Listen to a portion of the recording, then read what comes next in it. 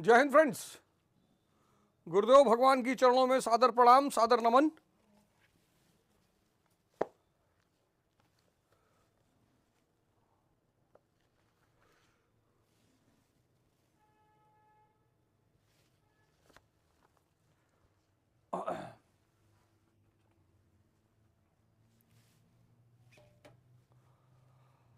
और शिवरात्रि की आप सभी को अनंत शुभकामनाएं।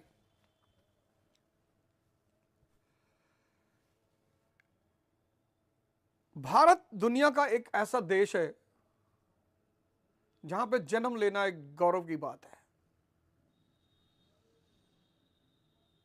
और मैं सौभाग्यशाली हूं कि मैं भारतीय हूं और भारत में पैदा हुआ हूं। और 4 लोग ऐसे हैं कि अगर इनको व्यवहारिक रूप से फॉलो कर लिया जाए, भगवान शंकर, शिव, ये आदि योगी हैं।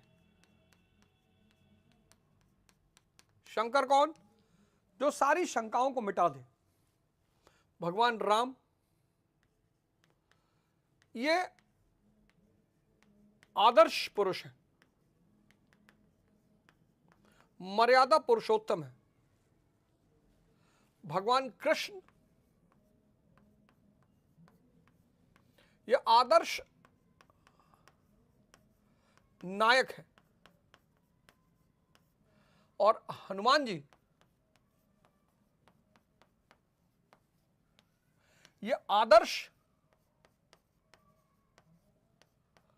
साधक है।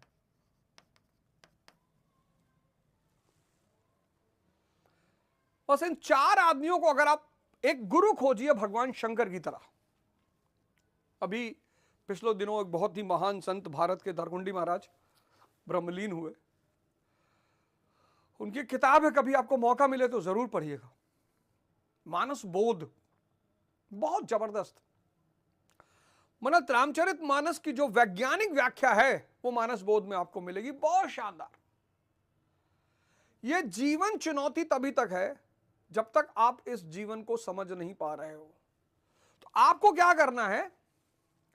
भगवान राम की तरह त्याग करना है, हनुमान जी की तरह साधना करनी है, शंकर जी जैसा गुरु ढूंढना है, और भगवान कृष्ण जैसा जीवन जीना है कि महाभारत चाहे जितनी चले, आओ एक से एक चंडाल असुर,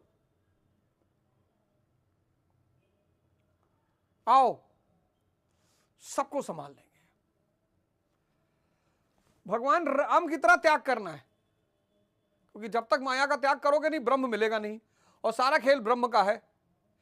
त्याग मतलब ये थोड़ी कि यार घर द्वार छोड़ के भाग जाना है, ये तो बहुत निगेटिव कॉन्सेप्ट है।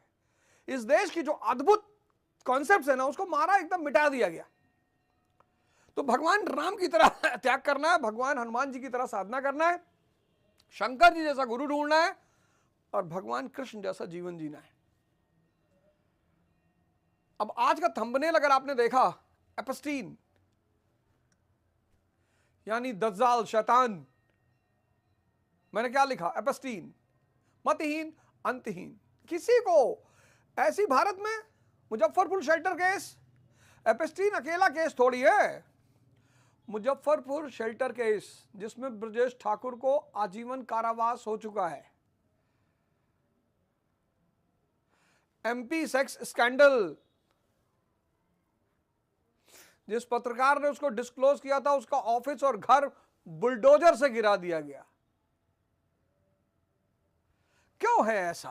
हमें बड़ा मजा आता है, हम बड़े चटकारे ले लेके सुनते हैं, हमें बड़ा अच्छा लगता है, पर सुख ईश्वर का स्वाद है।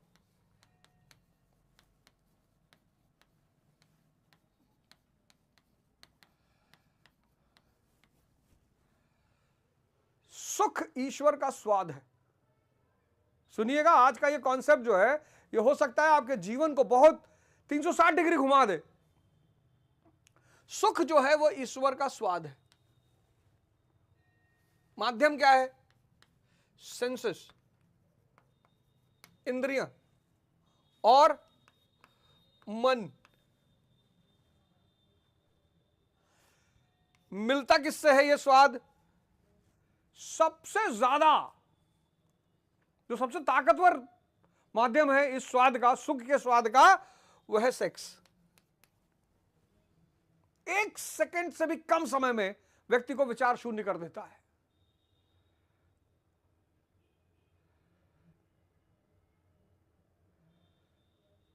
सबसे ताकतवर जो माध्यम है विचार शून्यता का। फिर नशा, फिर जुआ। सोचो, आदमी सब कुछ दांव पे लगा देता है, घर परिवार पत्नी बच्चे सब, वो बेहोशी ही तो होगी। फिर एडवेंचर,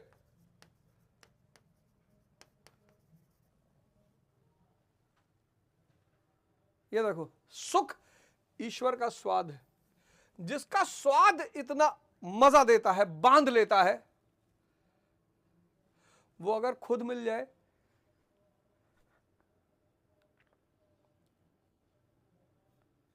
जिसका स्वाद इतना ताकतवर है कि उस स्वाद को पाने के लिए आदमी जब तक शरीर में जान है तब तक आदमी सेक्स ढूंढ रहा है, वो समझ नहीं पा रहा है, अज्ञानी है। अब ये अज्ञानता की वजह क्या है? इसकी वजह क्या है? क्यों ऐसा होता है? इतना धार्मिक होने के बावजूद पूरे देश में शिवरात्रि मनाई जा रही है। हमारी सोसाइटी में तो सुबह से भाई लाइन लगी थी, 6 घंटे में लाइन जाके पूरी हुई, सबने जल चढ़ाया, लेकिन शायद ही किसी ने ध्यान किया होगा। शिव यानी संत। कभी रामचरितमानस उठाओ और पहला बालकांड, और बालकांड के जो पहले श्लोक हैं संस्कृत वाले, दोहे नहीं, श्लोक और दोहा में फर्क है। जो पहले 3 श्लोक हैं, वो पहला श्लोक मन को समर्पित है, दूसरा श्लोक सरस्वती को समर्पित है, और तीसरा श्लोक शंकर यानी संत। कैसा संत? एक ऐसा संत जो आपको क्या कर दे? शंका विहीन कर दे, परम ज्ञान से मिला दे।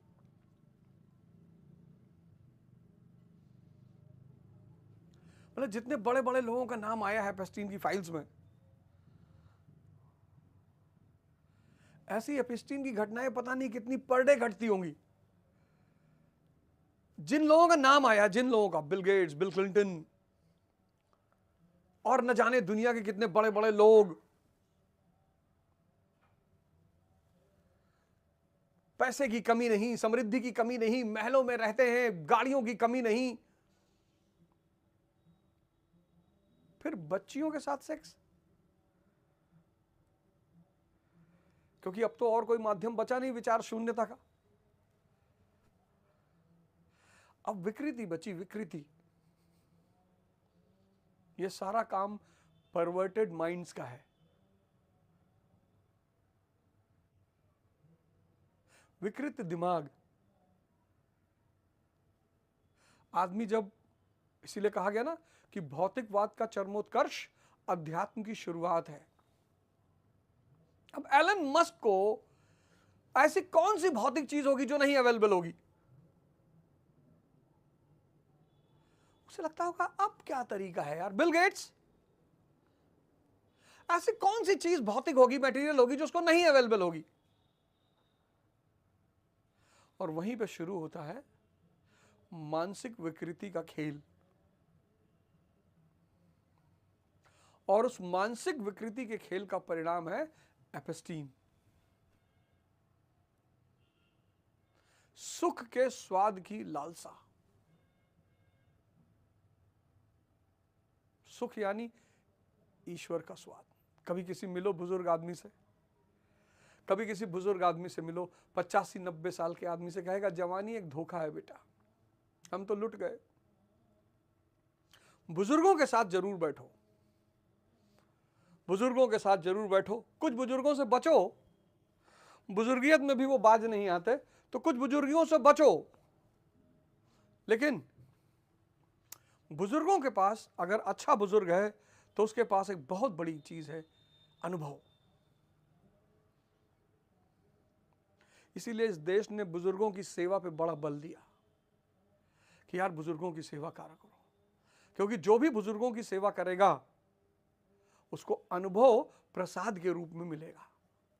वो जो 80 साल का बुजुर्ग है, 85 साल का बुजुर्ग है, 90 साल का बुजुर्ग है, वो अपने जीवन के इतने बड़े बड़े अनुभव आपको शेयर करेगा। जो बात आप 70 के बाद सीखोगे वो आपको 35 में बता देगा।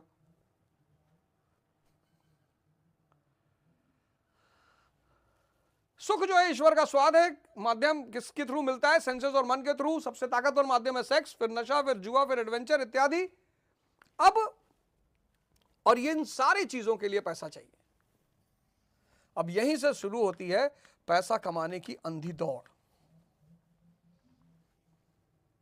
अच्छी बात है पैसा कमाना, कोई बुरी बात नहीं है, बहुत अच्छी बात है, पैसा कमाना ही चाहिए आदमी को। जितने लोग ये कहते हैं कि साहब हमको पैसा नहीं कमाना, मुझे उनसे बहुत नफरत है। खूब पैसा कमाइए, लेकिन अगर आप सुलझे हुए दिमाग, अगर आप अपने दिमाग को संभाल लें, अपने दिमाग को सुलझा लें, अपने दिमाग को ताकतवर बना लें, अपने मन को जगा लें। भगवान शंकर के पास क्या नहीं है यार? तुम आज शिवरात्रि के दिन जल चढ़ाने गए होगे, तुम सोचो एक बार खड़े होकर उनके पास क्या नहीं है। कुबेर को बुलवाकर अपना घर बनवाते हैं, वो नहीं रहना वो अलग बात है। भाई जो आदमी इतने बड़े ब्रह्मांड को चला रहा है वो एक पर्टिकुलर जगह पे कैसे रह सकता है? ये भी एक रीजन है कि भगवान शंकर का कोई व्यक्तिगत घर नहीं है, कैलाश में रहते हैं। मन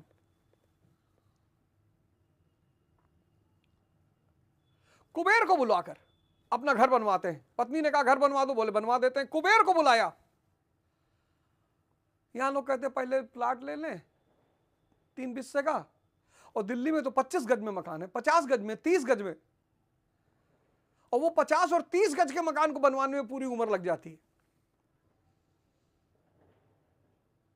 तो भगवान शंकर यानी साधना के देवता, साधना के भगवान, मन को जीतने का सूत्र बताने वाले, शंका खत्म करने वाले।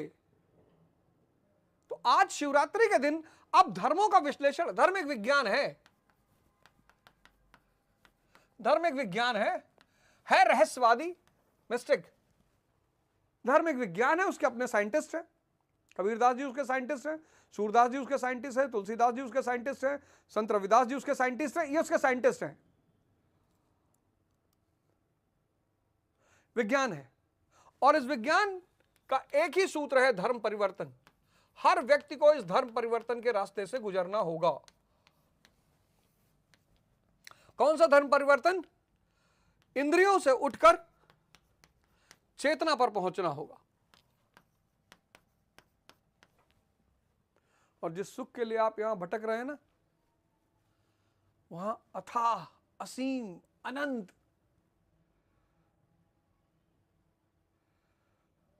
और कोई रास्ता नहीं है। इन सबको छोड़ने का, अभी मैंने देखा प्रयागराज में एक लड़के ने सुसाइड कर लिया, वैलेंटाइन डे के 14 तारीख को शायद किया, 13-14 को प्रयागराज में। लड़की ने लेटर भेजा, मैं तेरे साथ नहीं रहूंगी, जा, और सुसाइड कर लिया। नोएडा में एक घटना घट गई, गर्लफ्रेंड बॉयफ्रेंड ने एक दूसरे मतलब गोली मार दी। बॉयफ्रेंड ने गर्लफ्रेंड को, लड़की को गोली मारी, फिर खुद को गोली मार लिया। सब क्या पागलपन है यार। अब ये जो धर्म रूपी विज्ञान है, इस विज्ञान का एक ही काम है, धर्म परिवर्तन कराना, इंद्रियों से चेतना की तरफ। यानी आप सिद्धार्थ के रूप में पैदा होंगे, आपको बनना है बुद्ध। आप नरेंद्र के रूप में पैदा होंगे, आपको बनना है स्वामी विवेकानंद।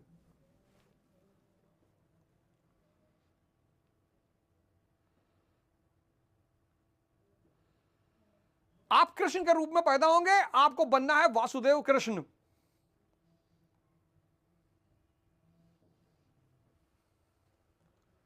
और इसके लिए एक बहुत ही शक्तिशाली गुरु चाहिए।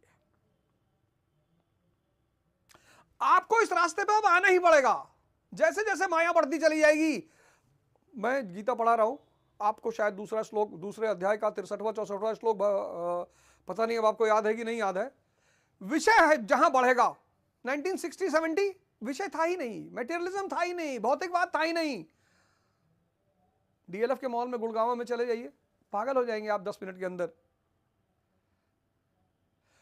डीएलएफ मॉल गुड़गांव आप चले जाइए, आप 10 मिनट के अंदर बेचैन हो जाएंगे, रेस्टलेस हो जाएंगे, परेशान हो जाएंगे। क्यों? हमारे समय में 1970s में सड़क पे निकलो कुछ है ही नहीं, पंसारी की दुकान है। विषय मतलब मटेरियल गुड्स, उससे आसक्ति, यार ये ले लें यार, यार क्या रोलेक्स की वॉच है यार, यार लुई विट्टन के शूज यार। विषय, उससे आसक्ति, आसक्ति से कामना, और अगर कामना नहीं पूरी होगी तो क्रोध। अब क्रोध से क्या पैदा होगा? मूर्खता, अविवेक। ये पूरा सीरीज में लिख लीजिए। विषय, विषय से आसक्ति, आसक्ति से कामना, कामना से क्रोध। ये क्रोध, आज आप देखो 95% लोग डिप्रेशन में हैं। उसका सोर्स कहां है? ये विषय। आज 90% लोग डिप्रेशन में हैं, एंगर में, एंगर में। साली ने शादी से किया इनकार तो भाभी की कर दी हत्या, लो खुद की गर्दन काट डाली।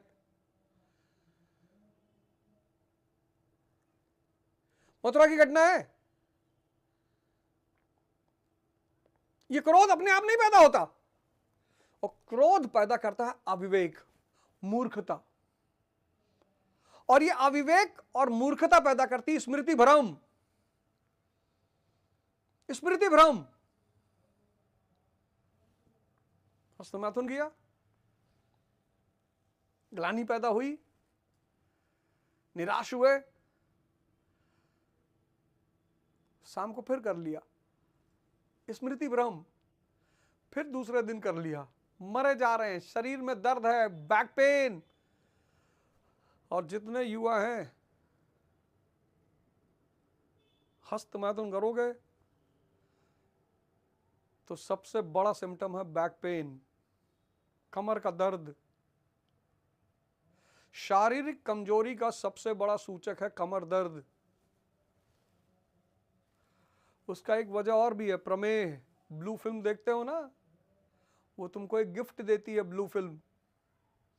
तुम्हारा वीर स्वतः बहता रहता है पेशाब के रास्ते, उसको प्रमेह कहते हैं, तुमको पता ही नहीं चलता। तो तुम खाते तो बादाम का हलवा हो, पर लग रहा तुम्हें कुछ नहीं है। उसकी वजह है स्पर्मोहोरिया, इसको इंग्लिश में कहते हैं स्पर्मोहेरिया, हिंदी में कहते हैं प्रमेह। एक ही इलाज है, एक तो ब्लू फिल्म देखना छोड़ दो, दूसरा कपालभाति। 10 दिन कपालभाति और भस्त्रिका करके देख लो, कमर दर्द नहीं खत्म होगा। दोबारा मेरा शो कभी मत देखना, लेकिन पहली कंडीशन वही है। विषय, विषय से क्या? आसक्ति, आसक्ति से क्या? कामना, कामना पूरा नहीं होगा तो क्रोध, क्रोध हो से क्या होगा? अविवेक, मूर्खता, मूर्खता से क्या होगा? स्मृति भ्रम, और बुद्धि हो जाएगी भ्रष्ट। कहां लिखा हुआ है? दूसरे अध्याय के 63वें 64वें श्लोक में। अब ये पूरा विज्ञान, अब जो पुरोहित लॉबी है, पुरोहित, मैं एक, अब जैसे इस्लाम के बारे में मैंने आपसे बताया पिछली बार कि उनके पास एक बड़ा प्यारा कॉन्सेप्ट है, हराम। अब हराम का मतलब यह है कि हर वो चीज जो अल्लाह की याद में बाधा डालती है वो हराम है। यह है इस हराम का कॉन्सेप्ट। हर वो चीज जो अल्लाह की याद में बाधा डाले वो हराम है। हर वो चीज जो आपके सुमिरन में बाधा डाले वो हराम है। तो क्या हराम है? मूवी हराम है। भाई 3 घंटा मूवी देखोगे तो कहां सुमिरन चलेगा? तो क्या हराम है? सीरीज हराम है। तो क्या हराम है? जिना। जिना इस्लाम में सबसे खतरनाक अपराध माना गया। पत्थर से फेंक फेंक के मारा जाता था इसे आदमी को। ये सब अगर इसमें आप डूबे हो तो अल्लाह आपको कभी याद नहीं रहेगा। बड़ी प्यारा कॉन्सेप्ट है ये हराम। मैं एक मौलाना को सुन रहा था, अब देखो मुसलमान क्यों परेशान है। मैं एक मौलाना को सुन रहा था तो अपने बच्चों को पढ़ा रहा था कि अल्लाह ने जो चीजें नहीं बनाई हैं अगर उसको करोगे तो अल्लाह नाराज होगा कि नहीं नाराज होगा। बच्चों ने कहा जी बिल्कुल नाराज होगा जी। तो अल्लाह ने दिवाली बनाई है? बोले नहीं। तो बोले दिवाली हराम है। देखो मौलाना को, अल्लाह ने होली बनाई है, किसके लिए बनाई है? बोले जी हिंदुओं के लिए बनाई है। तो बोले तुम होली खेलोगे तो होली हराम है। तिलक किसका है? हिंदुओं का है, तो तिलक लगाओगे तो तिलक हराम है। पूरा कॉन्सेप्ट ही उठा के खत्म कर डाला। इतना प्यारा कॉन्सेप्ट, इतना प्यारा हराम का इतना प्यारा कॉन्सेप्ट है मुसलमानों इस्लाम का, जिसका कोई मतलब जवाब ही नहीं, उसका कोई जवाब ही नहीं। हर वो चीज जो अल्लाह की याद में बाधा डाल रही है वो हराम है। मूवी हराम है, बिल्कुल हराम है। सीरीज हराम है एकदम, जना हराम है एकदम, हराम है।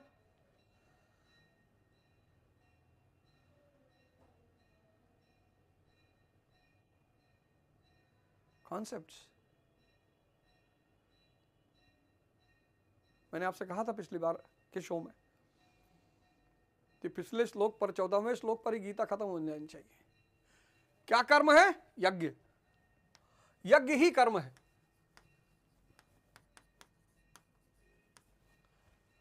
यज्ञ क्या है? श्वास प्रश्वास की विशेष विधि, श्वास प्रश्वास की विशेष विधि, संयम अग्नि।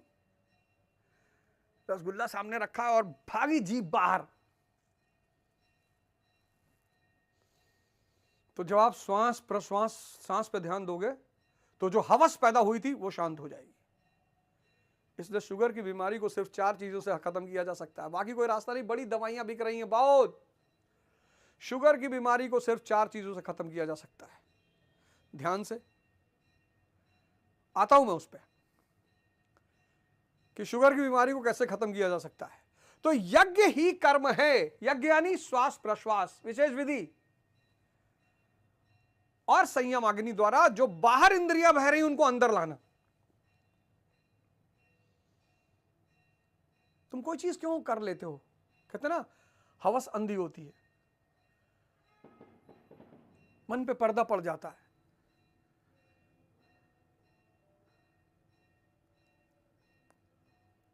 किसी को देखो खाने की हवस है, खाना सामने आया, चावल मटन सामने आ गया, पागल, भूल गए HbA1c 8.6 है, साने घुमाए हाथ।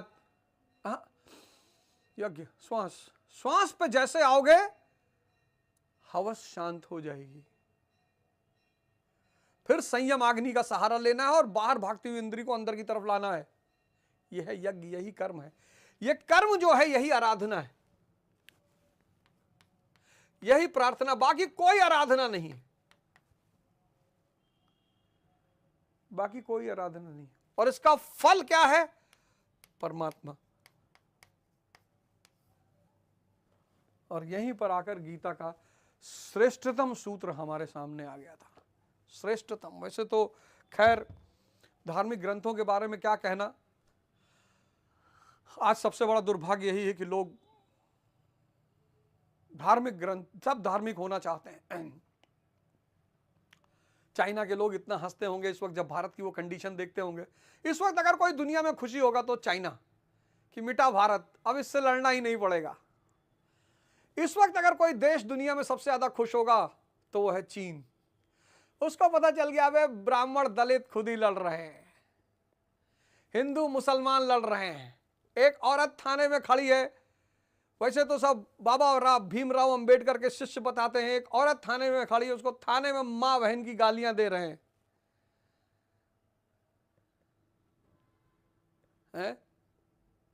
यही सिखाया है बाबा भीमराव अंबेडकर ने। उसने गलती कर दी और तुमने पाप कर दिया।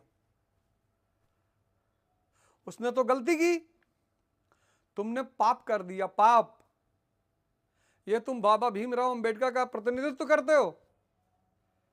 चाइना सबसे ज्यादा इस वक्त खुश होगा कि मिटा, अब मिसाइल मारने की जरूरत ही नहीं, अब मिसाइल मारने की जरूरत ही नहीं। क्योंकि अगर किसी को तबाह करना है तो उसके अंदर गृह युद्ध करवा दो, उसके घर में। जब घर ही में सब लड़ जाएंगे, जापान ने चीन पर ऐसे ही कब्जा किया था, द्वितीय विश्व युद्ध। जापान ने चीन पर ऐसे ही कब्जा किया था, उसके घर में ही गृह युद्ध करवा दिया, उसके घर में ही झगड़ा करवा दिया। किसी के घर को मिटाने को सबसे प्यारा तरीका है, अजीब सी प्रजाति भारत में पैदा हो, कुछ नहीं जानती, कुछ जानती ही नहीं, एक अजीब सी प्रजाति भारत में पैदा हो गई है और बहुसंख्यक हो गई है, कुछ जानती ही नहीं, लेकिन सब पर लड़ने को तैयार है। सब एक दूसरे को मां बहन की गाली दे रहे हैं, कोई सेना, कोई आर्मी, कोई पुलिस, कोई मतलब ही नहीं, कोई किसी को पानी पिला रहा है, कोई किसी की औकात दिखा रहा है। ये सब कहां साले, जब अंग्रेज आए थे 200 साल मारे, मार जूता, ये लोग कहां गायब थे, साला समझ में नहीं आ रहा। बस यही एक थोड़ा सा फॉल्ट हो रहा है कि कहां, जब वो नादिर शाह आया था, महमूद गजनी 17 बार लूटा इस देश को आके, पता है नहीं ये लोग छुट्टी पे रहे होंगे, ये लोग बेचारे उस वक्त नहीं रहे होंगे, ये लोग छुट्टी पे रहे होंगे, छुट्टी पे, क्योंकि 17 बार आके लूटना और मार मंदिर। लेकिन अब इसको फॉलो करिए, इस सूत्र को फॉलो करिए। और मैंने आपसे कहा कि डायबिटीज अगर आपको है, डायबिटीज यानी वानप्रस्थ आश्रम, अब तो बच्चों को हो रही, क्योंकि खेलते नहीं बच्चे, इसलिए उनको भी हो रही है। बहुत सारे लोगों को दवा, इसका पहला है ध्यान, क्योंकि डायबिटीज का मुख्य कारण है तनाव। इसका दूसरा तरीका है, ध्यान से आप क्या करेंगे, जो भोजन की हवस है उस पर, क्रेविंग को आप कब्जा कर लेंगे। ध्यान आपकी क्रेविंग को खत्म कर देगा। ध्यान, डायबिटीज में सबसे बड़ा चैलेंज है क्रेविंग, सबसे बड़ा चैलेंज। एक बार लग गई तो आदमी ठूसता चला जाता, उसको याद ही नहीं रहता वो कितना ठूस गया। तो ध्यान अनिवार्य है। ध्यान के बाद जो दूसरी चीज है वो है योग। तीसरा चीज भोजन।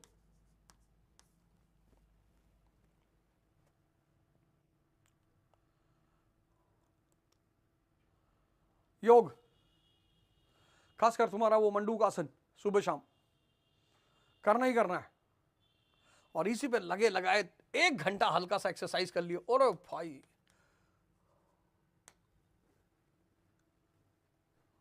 फिर तो कमाल हो गया।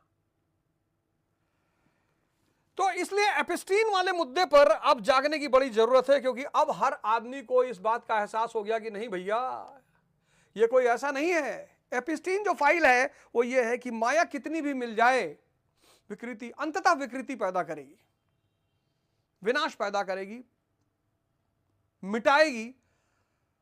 माया बिना ब्रह्म के काली का रूप ले लेती है, फिर वो बहुत विनाश करती है। तो 14-15वें श्लोक में भगवान कहते हैं,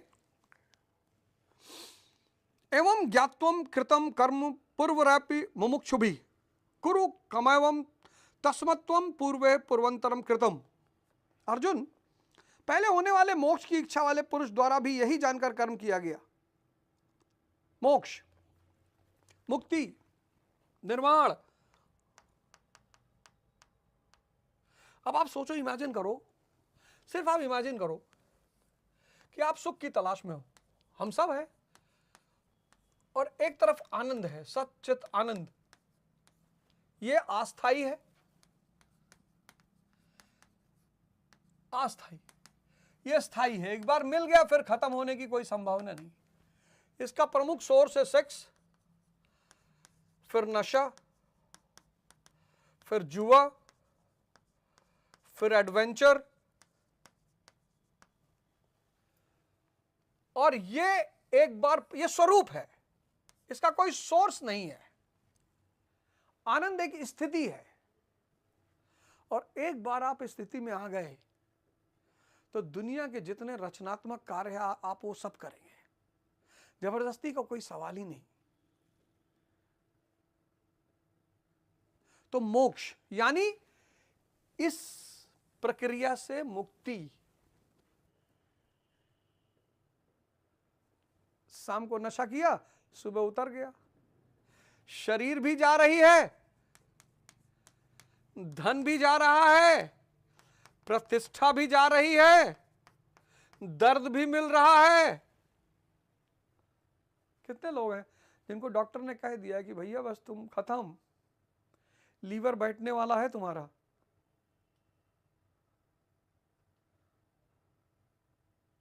लेकिन लोग फिर भी नहीं मान रहे हैं। तो मोक्ष यही कि जब कर्मों का परिणाम परमात्मा भिन्न न रह जाए, कर्मों का परिणाम परमात्मा भिन्न न रह जाए, मतलब आप परमात्मा ही हो गए, कर्मों के परिणाम परमात्मा की स्पृहा न रह जाए, जाने पर उस पुरुष को कर्म नहीं बांधते हैं। कैसे बांधेंगे? जब भगवान स्वतः कर्म करेगा तो सर्व कल्याण के लिए करेगा, अपने लिए तो कुछ करेगा ही नहीं। वृक्ष कबहु नहीं फल बके, नदी न संचय नीर, परमारथ के कारणे सालंदर शरीर। मैं जो है वो अपने लिए कर्म करता है तो वो कर्म बांधते हैं, और परमात्मा जन कल्याण के लिए कर्म करता है। तो जहां कर्म जन कल्याण के लिए क्या करा जा रहा है वहां बांधेगा कैसे? श्री कृष्ण इसी स्थिति वाले हैं, इसलिए वे कर्म में लिपायमान नहीं होते, और उसी स्तर से हम जान लेंगे तो हमें भी कर्म नहीं बांधेगा। जैसे श्री कृष्ण ठीक उसी स्तर से जो भी जान लेगा, वैसे ही वह पुरुष भी कर्म बंधन से मुक्त हो जाएगा। श्री कृष्ण भगवान, महात्मा, अव्यक्त, योगेश्वर या महायोगेश्वर जो भी रहे हो, वह स्वरूप सबके लिए है, सब भगवान हो। यही बात मैं आपको रिपीटेडली कहता हूं, आप सब भगवान हो, सब, हम सब भगवान के ही अंश हैं। अविद्या ने, अज्ञानता ने हमारे मूल स्वरूप को हमसे भुलवा दिया है। स्वामी विवेकानंद कहते थे, मैं उस प्रभु का सेवक हूं जिसे अज्ञानी लोग मनुष्य कहते हैं।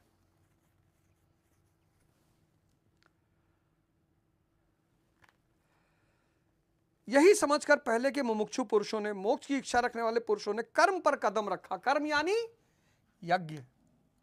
ये कुछ भी करो, पढ़ाई कर रहे हो, श्वास प्रश्वास, सुरति चलती रहे, साधना चलती रहे। हमने क्या किया? क्रिया को कर्म समझ लिया। झाड़ू लगा रहे हो, ये कर्म नहीं, ये क्रिया है। पढ़ रहे हो, ये कर्म नहीं, क्रिया है। खेल रहे हो, ये कर्म नहीं, क्रिया है। हर क्रिया में, हर क्रिया को यज्ञ की स्थिति में करते रहना है। सांस पर ध्यान, और क्रिया हो रही है।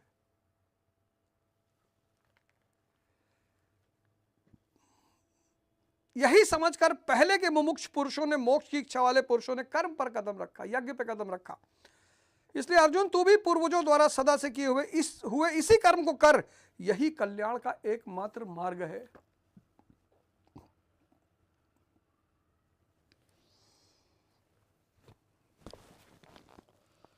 पता नहीं, कहते हैं ना कि किसी को ध्यान सिखाया नहीं जा सकता, पर मैं अपनी पूरी कोशिश कर रहा हूं कि आप में से किसी भी एक भी आदमी को अगर ये बात पकड़ में आ गई कि यज्ञ क्या है, यज्ञ ही कर्म है, परिणाम परमात्मा, ये सब तो बहुत छोटी मोटी बातें हैं। आप बिल्कुल मत घबराओ। ये जो डायग्राम आप देख रहे हो ना, ये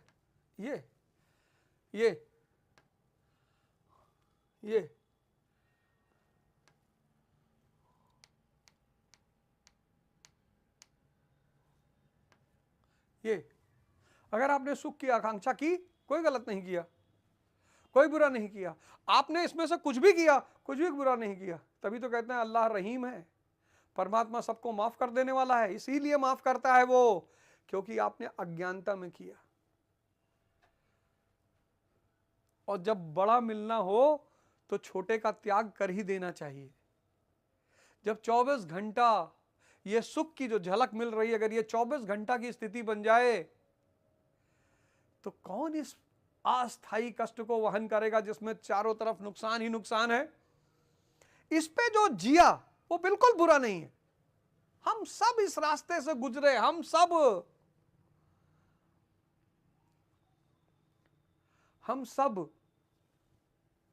कौन है जो इन रास्तों से नहीं गुजरा है?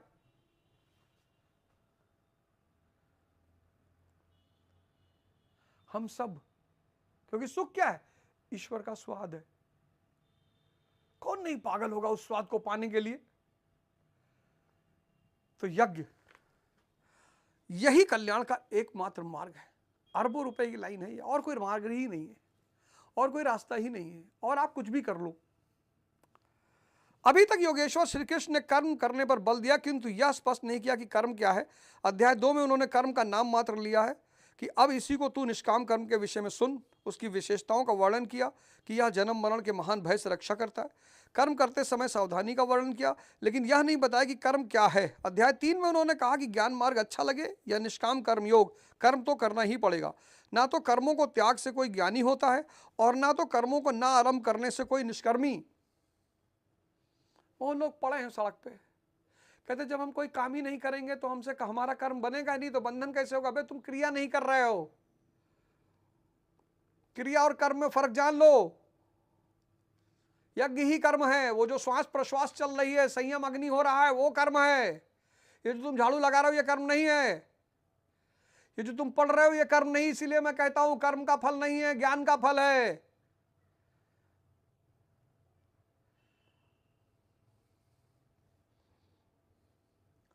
कुछ लोग होते ना घर छोड़ भाग गए,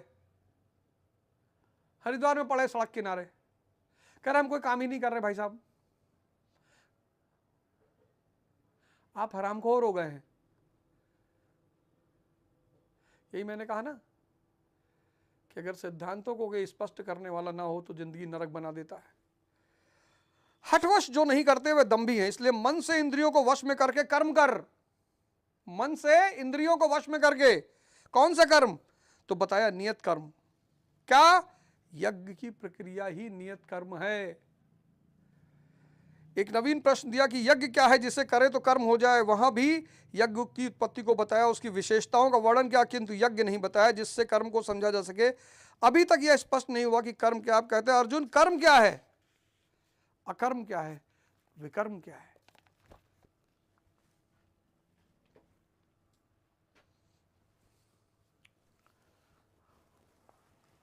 अपने जीवन को बदलना ही, कोई रास्ता है नहीं, यहां से यहां तक आना ही पड़ेगा।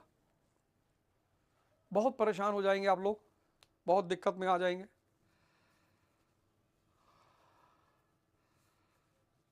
और ये एक प्रोस्पेक्टस आपको मिलेगा, आपके बच्चे पढ़ते हो कहीं भी, अलाइव माइंड। ये एक कोर्स है अलाइव माइंड, जिसका उद्देश्य सिर्फ व्यक्ति को, दिमाग को जिंदा करना पढ़ाई के द्वारा। बस लॉन्च करने जा रहा हूं अलाइव माइंड। इसमें शिक्षा, कंपटीशन, विजडम, विवेक, उद्देश्य का चयन, गोल को बनाना,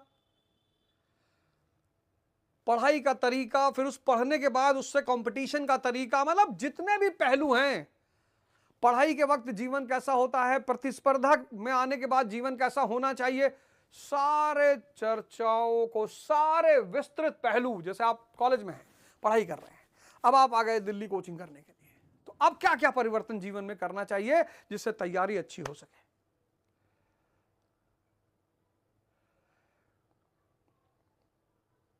कंपटीशन का मतलब क्या होता है, पढ़ाई और कंपटीशन अलग कैसे हैं? अब जिसने बीए किया, एमए किया हिस्ट्री से, ज्योग्राफी से, पॉलिटिकल साइंस से, उसका तो तुरंत निकल जाना चाहिए आईएएस, उसका निकल ही नहीं रहा है। 100 घंटे का कोर्स बनाया है जिसमें 60 घंटे में मॉडर्न इंडिया है, और क्लास 8 की एक साइंस की किताब है नई वाली, पूरा मतलब एक बड़ा शानदार कोर्स बनाया। अगर आप इस कोर्स को ले लेंगे ना तो आपको किसी से काउंसलिंग की कोई जरूरत नहीं। हां, इस कोर्स को लेने के साथ आपको एक चीज और मिलेगी, व्यक्तिगत काउंसलिंग। एक बार मुझसे, एक बार ऑनलाइन 1-to-1 व्यक्तिगत काउंसलिंग आपको मिलेगी। लेकिन आपकी बहुत सारी समस्याओं को, जैसे हम गोल का चयन कैसे करते हैं, तो गोल का चयन आदमी 4 तरह से करता है। बहुत सारे युवा क्या करते हैं, जो गोल का चयन करते हैं वो 4 तरह से करते हैं। पहला, परिवार का दबाव कि पापा की बड़ी इच्छा है कि आईएएस बन जाओ। अब पापा की इच्छा तुम्हें मोटिवेट थोड़ी करेगी। समाज की धारा कि गांव में 25 लड़के हैं, 20 गए आईएएस की तैयारी करने, तो बाकी 5 भी जाएंगे। तीसरा, personal fantasy. Personal fantasy, picture देख ली सिंघम, अब लगा कि भैया आईपीएस ही बनना है। लेकिन ये तीनों आधार पे अगर आपने अपने गोल का चयन किया तो आप मारे जाएंगे, आपका कभी सिलेक्शन नहीं होगा। क्योंकि पापा की इच्छा पे अगर आप तैयारी करने गए हैं तो पापा की इच्छा आपको मोटिवेट नहीं कर पाएगी, समाज की धारा आपको मोटिवेट नहीं कर पाएगी, फैंटेसी आपको मोटिवेट नहीं कर पाएगी। और जीतने के लिए मोटिवेशन चाहिए। तो मोटिवेशन का सबसे प्यारा रास्ता है इंटरेस्ट। एक पहलू मैंने बताया इस कोर्स का। तो इसमें आपको पूरा मॉडर्न इंडिया और साइंस, 8th की साइंस पूरा बृहद, मतलब अगर आपके बच्चे भी हैं, पढ़ रहे हैं, आगे उन्हें तैयारी करना है, किसी फील्ड में जाना है, जिंदगी का निर्माण कैसे करें, गोल का निर्धारण कैसे करें, तैयारी कैसे करें, पढ़ाई कैसे करें, इन सब की चर्चा इस कोर्स में की गई है। और इस कोर्स को लेने के बाद, इस कोर्स को आपको अवध ओझा वेबसाइट है, अवध ओझा,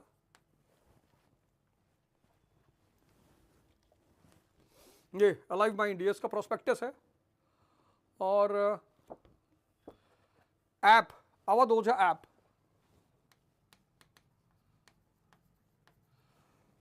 अवध ओझा ऐप। और अगर आपको अपॉइंटमेंट लेनी है, वैसे आप जब कोर्स लेंगे